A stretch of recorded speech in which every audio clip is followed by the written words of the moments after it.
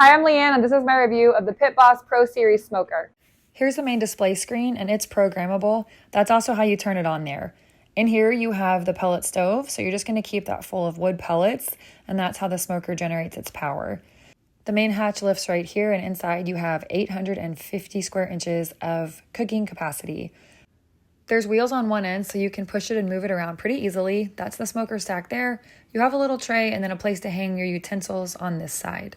In the front of the main hatch there, where it says Pro Series, you have a little shelf, so you can put your raw or uncooked meats right there before they go in.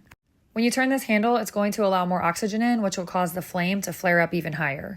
Here's a look at the smokestack in action. You can see it's chugging along quite nicely, and this is only after I turned it on for about 2 minutes.